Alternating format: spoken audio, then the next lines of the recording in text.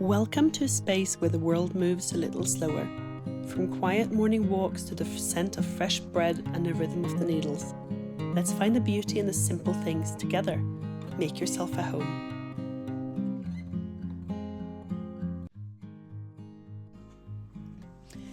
May is finally here, which means one thing in Norway, the 17th of May, our national day. It's a day of parades, community and tradition. Today I'm taking you along as I prepare. We're baking classic cinnamon buns, opening a very special parcel and getting my handmade bunad ready for the big day.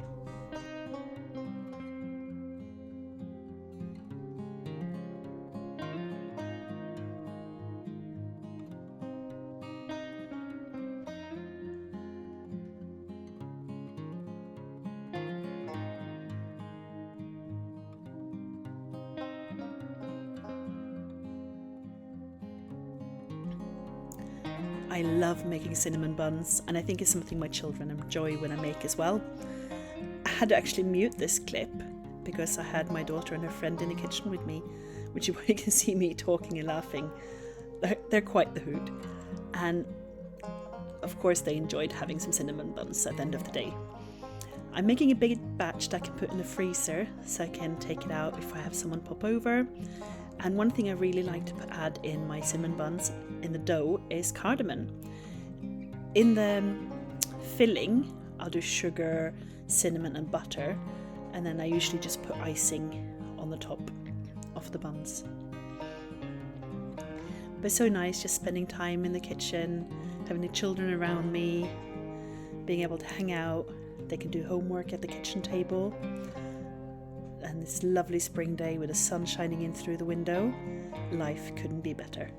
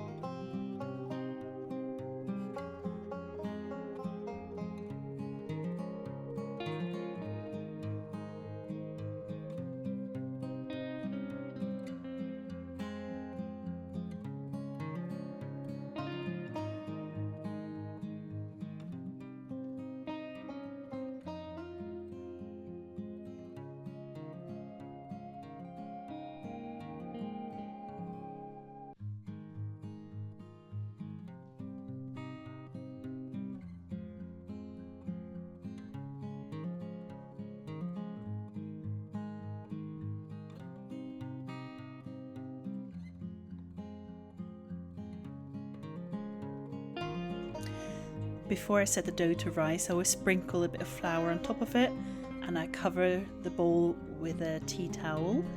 And today I actually set it to rise on my windowsill as the sun was shining through. I did forget to film me baking the actual buns, rolling out the dough and such, but the dough rose beautifully and it made some really nice buns, so you can see at the end of the video. So I just received this in the post yesterday. I ordered it on Sunday, so that's only 3 days for it to get to me. And it's a new brooch, a silver brooch for my bunad. So I got, I'll show you some clips here. But I basically have a small brooch that holds my shirt together, and then a brooch that holds the woolen fabric of the bunad together on the chest. But then there's quite a big gap in between here. And as the shirt doesn't have any buttons, it's basically open down to here, I think. So it can move a bit. So this is something, I didn't actually know that they had this for my bunad, but I found one and I wanted it in time for the 17th of May. So let's open it together.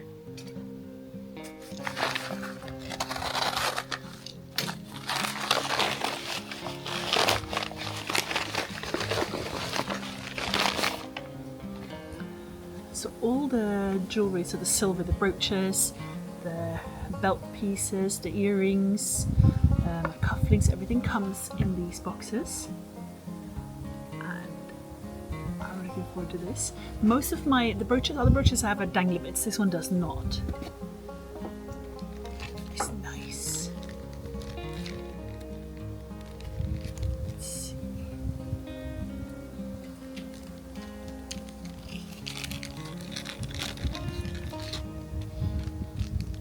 you get these with coloured stones and not, and I chose without. So this is going to go about here on my blouse.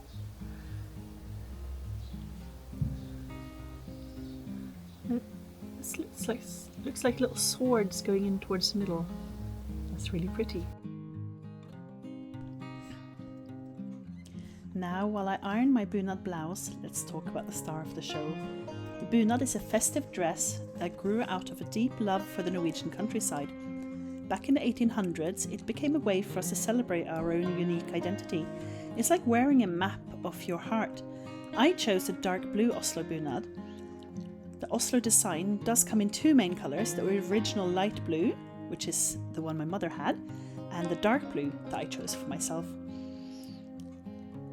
And I embroidered the entire bunad by hand. It took me around 4 months to complete.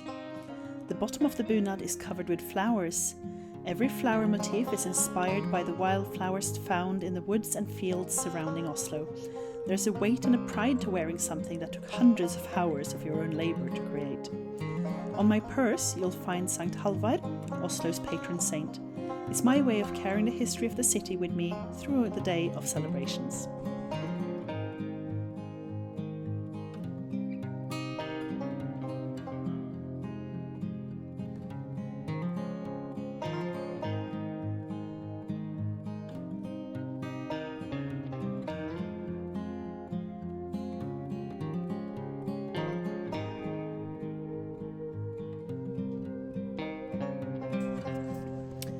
Cleaning the silver from my dark blue Oslo bunad is a ritual I've come to love.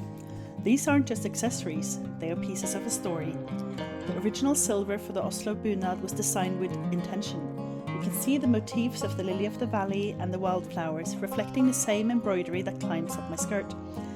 As the tarnish fades and the shine returns, I think about the protector of our city, St. Halvard.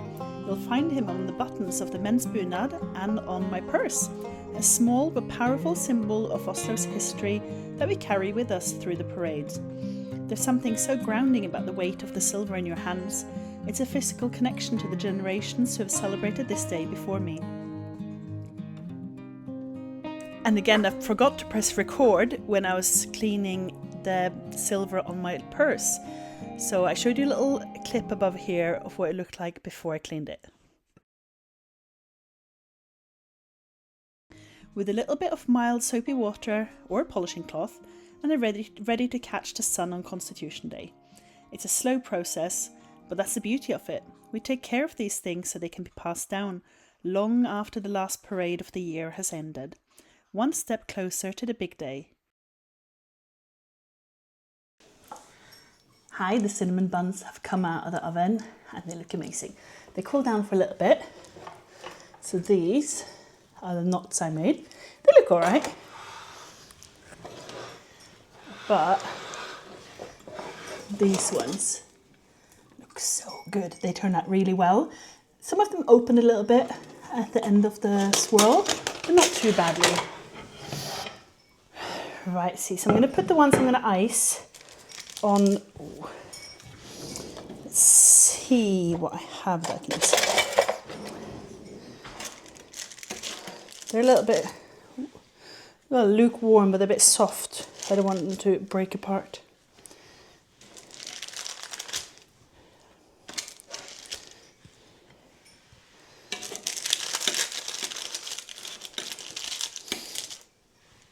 You can see they actually open and come apart, but it's the inside bit that's the best.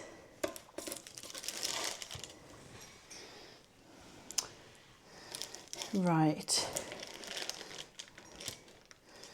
And they're just touching. Perfect. I'll grab a couple of the knots as well. One of my favourite things is, I'll see if I can show you better. Let's see here.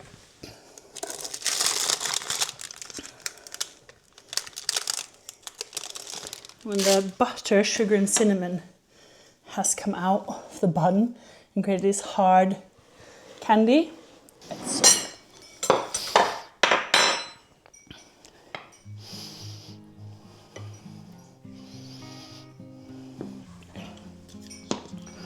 So I'm just using icing sugar, powdered sugar and water. I never know the measurements for this. I just do as best as I can. I just make sure I don't do too much water straight away. That was one of the things I always did as a kid. Too much water and then we didn't have enough icing sugar.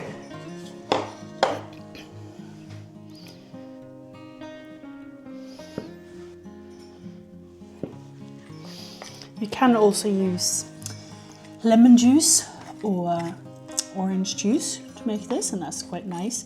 Especially lemon juice if it's on, I think, carrot cake or something else like that. It's really nice.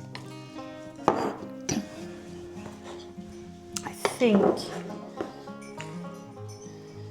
maybe a little bit thicker.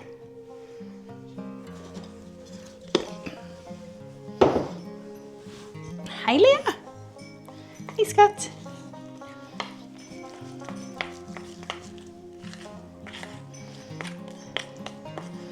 There. It's a bit thick, but still running.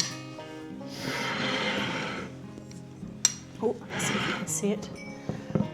So I'm just going to sprinkle it across them. Let's see.